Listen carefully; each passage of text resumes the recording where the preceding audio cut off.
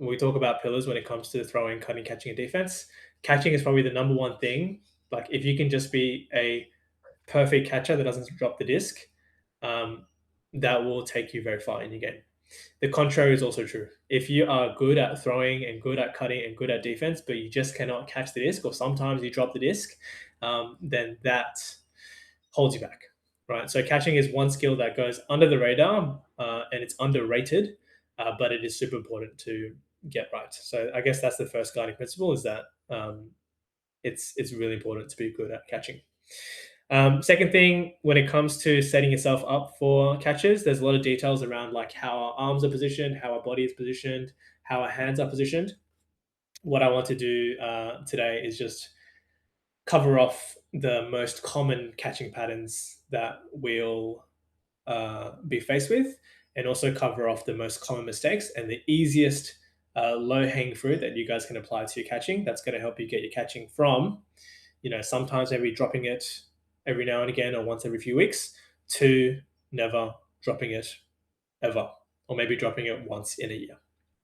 To give you guys some context, I play as a handler. I get a lot of touches at my club, Sydney Sunder. I cannot remember the last time I dropped the disc. I just can't. If you ask me when was the last time, I just can't remember it. So that's not to say that I'm all good and perfect and I'm an excellent player. It's just to say that if you can get these fundamentals right, you will become one of those players that just does not drop the disc and does not cold drop the disc. Okay, and it's possible.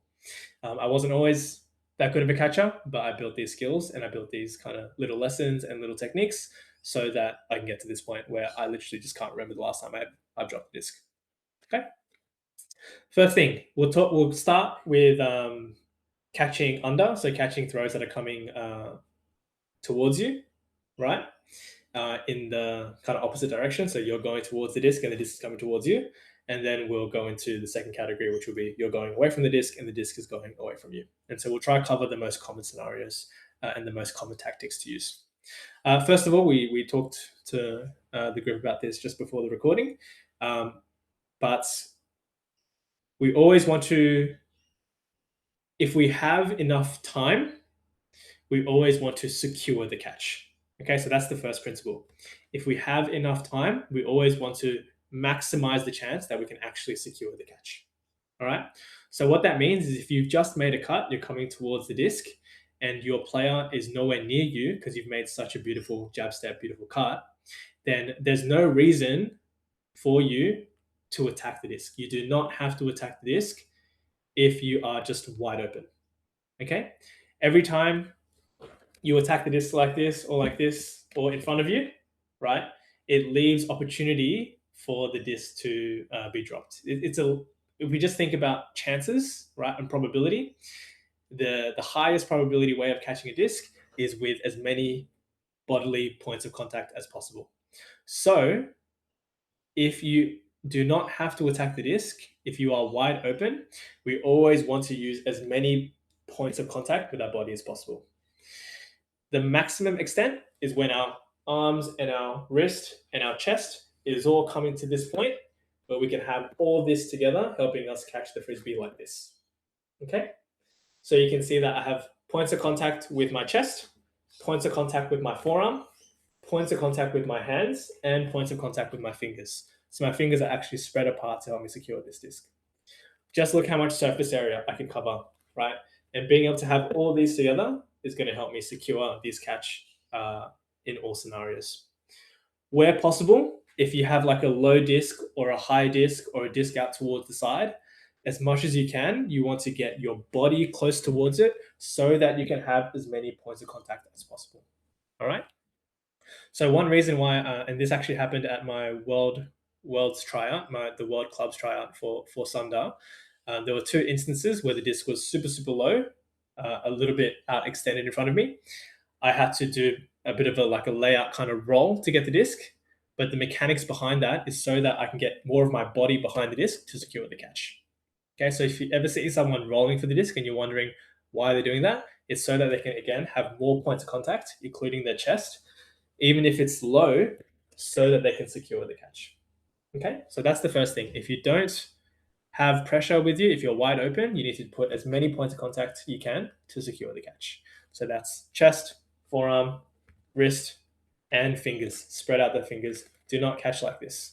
If you catch like this, that's also a common mistake I see. People kind of pancaking it, and you're losing grip of it. So open up the fingers. That's also going to help.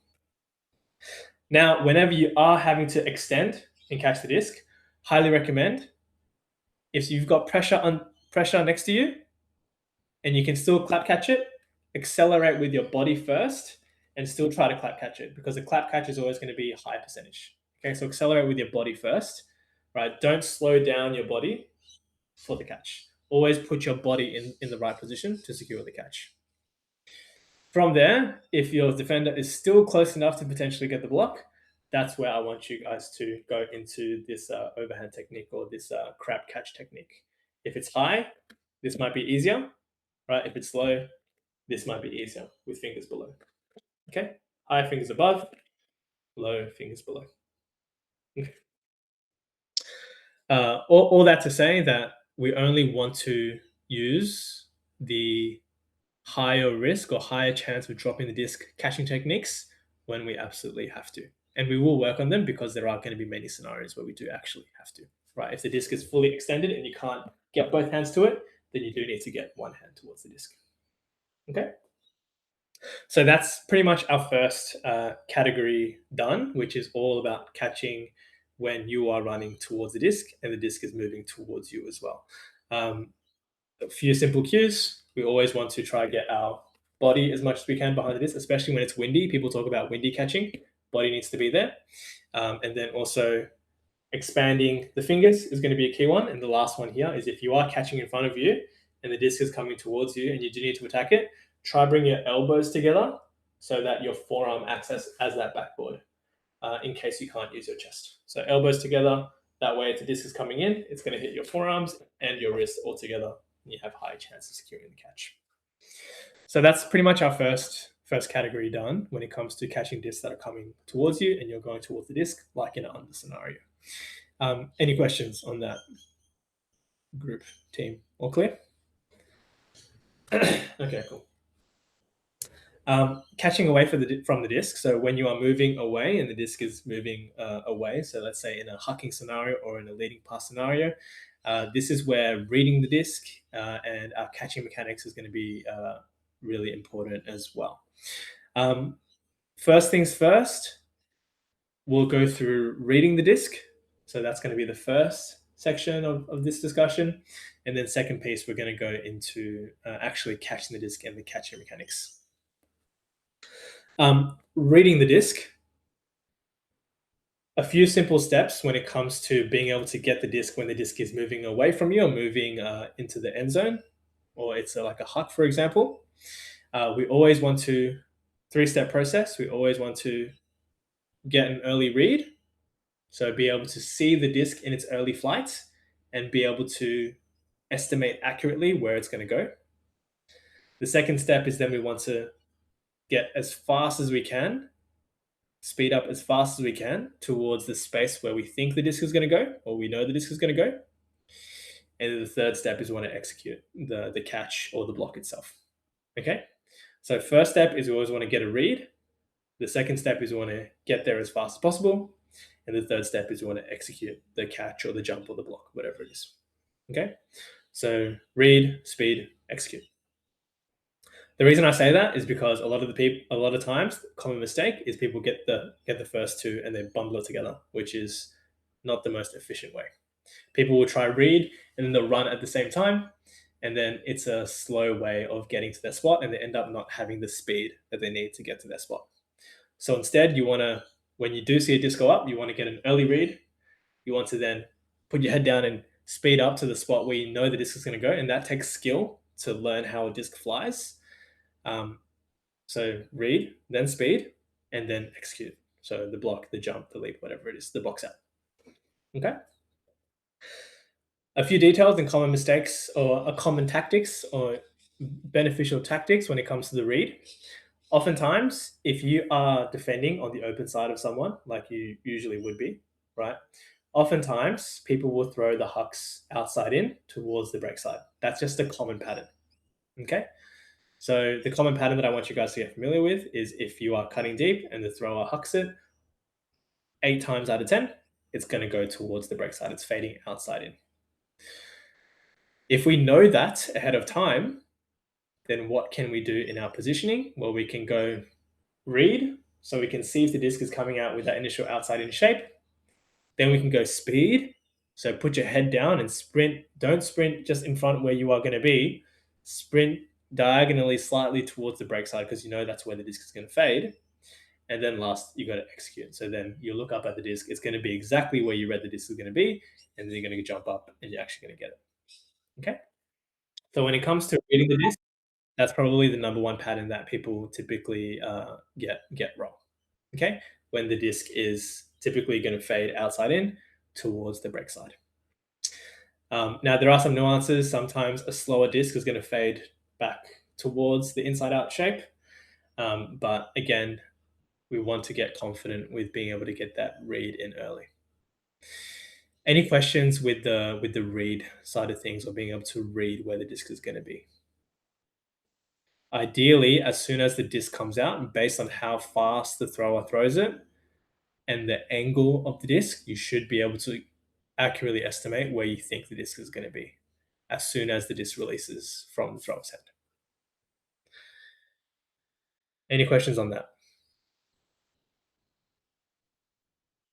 All good?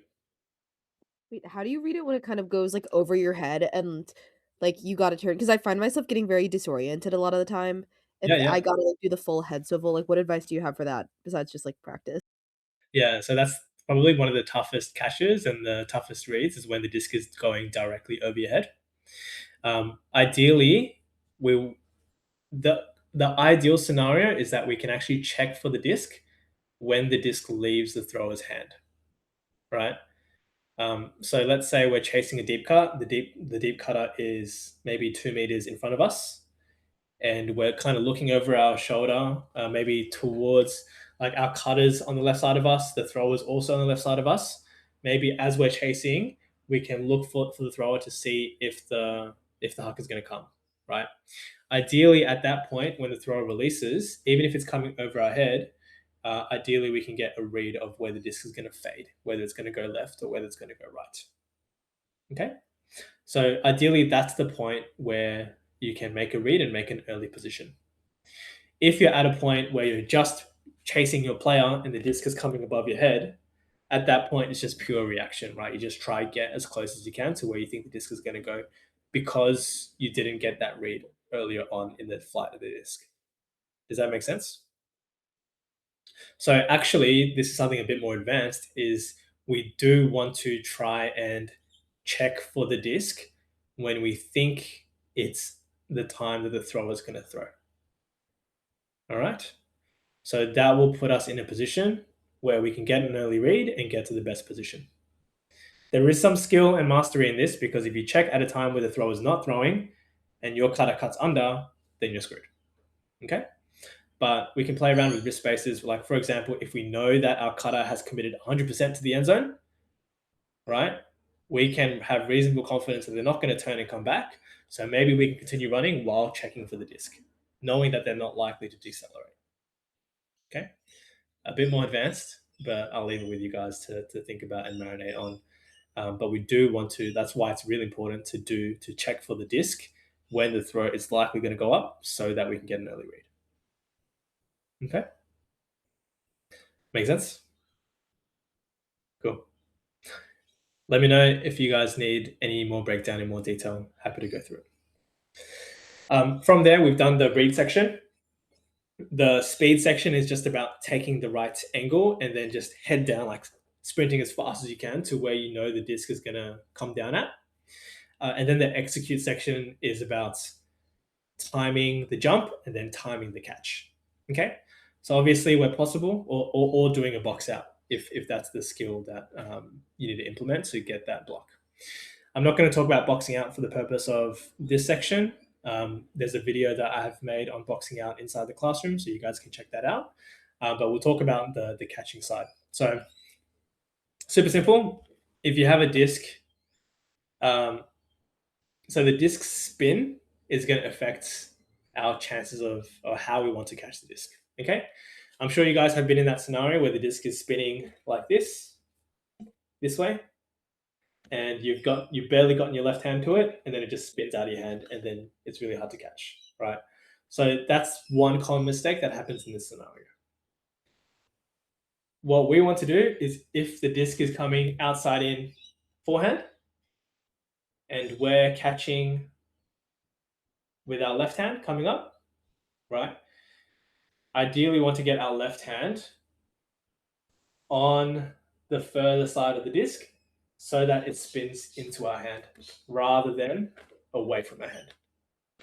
Okay. So this is not only the case for deep shots, but this is the same for upline. Like, we don't want to just get our hand barely to the disc when it's spinning away, because then it'll kick out of our hand. Instead, we want to try and get it a little bit further so that it rotates into our hand. Okay, so it's the difference between it hitting our hand here and then it falling off like that, versus it catching our hand here and then our hand being in the way. Okay, so this is going to be the case for outside in throws on either side. Okay, catching with your outside hand. So outside in throws, you're running. Outside hand, so left hand, and that's gonna be the easiest way to catch that. Then let's say backhand, right side, outside in, on this side, going to be the easiest way to catch that. Okay. If you don't have enough time, or the disc is super extended, or you don't have enough time to get the ideal hand on the ideal side, then the best thing you can do is to swipe at the disc with either hand, but you want to match the disc and its pace. Right. So let's say you don't have enough time to catch the disc on this side. Let's say the disc is traveling quite fast and you can't get your hand onto this side. Then instead, what I want you to try to do is get your right hand, match the pace of the disc, right? Imagine like you're changing lanes when you're driving, right? You want to match the pace of the highway so that you can merge really easily. Same thing for catching. You want to match the pace of the disc with your hand so that it's easy to connect and easy to catch. All right. So this is what we call a trailing edge catch, right? You can either catch it this way or you can catch it this way. But if you are catching a disc that's going fast and going away from you, you need to get your hand to match the speed of the disc so that you can come down with it. Okay. So generally speaking, if you don't have enough time or don't have the space to get your outside hand towards the space where the disc is fading into, then you need to try and swipe at the disc with the opposite hand and get that speed of the hand coming through. Okay. So that's two options. Either we can go early and on the spinning side so that we can secure that early, or we can swipe at the disc with our opposite hand to match the speed and secure the catch that way. Or if you really have no choice and you're at the very length of your extension and you can only get this edge of the disc, and the disc is certainly going to spin away from your hand. If this is kind of the worst case scenario for a catch, right? Because the disc is spinning away from your hand, you have minimum points of contact, you don't have speed coming through with your right hand. If you're in this scenario, you just need to grip it as hard as you freaking can and get your thumb underneath it and really anticipate the disc wants to spin out. So you just need to catch it as hard as you can and really squeeze and get that thumb underneath. Okay. So that's when you get like those really key, like really crazy looking grabs where someone's like catching it, in its very last possible moment. They're just squeezing so tight, even though the disc is spinning out of their hand.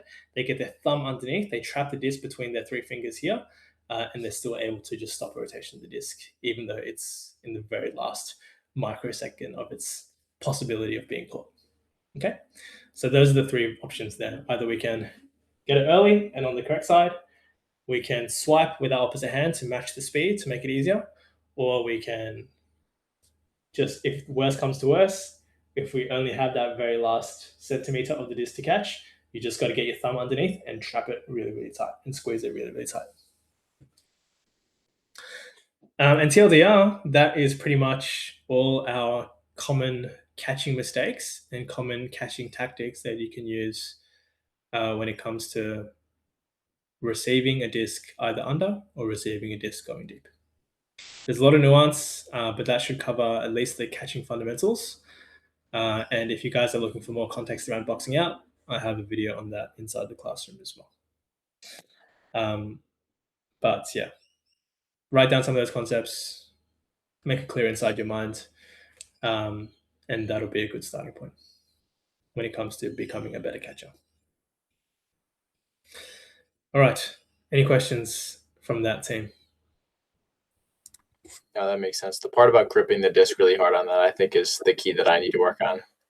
And also going up with the right hand. I think I tend to go up. I just always go up with my right hand, my dominant hand. And I think a lot of times when the disc is coming in from a flick huck side, I need to just get in the habit of going up with my left.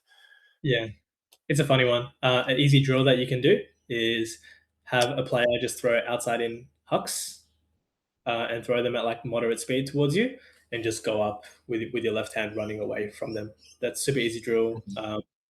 We did that as a box out drill at Sunder a season ago or 2 seasons ago, and that was really pivotal in just building my kind of left hand reception and timing as well. But definitely a really useful thing to have. The other thing is if you understand how the disc flies, you understand oh, this is coming fast. There's a lot of spin on that, and you need to grip it really, really hard.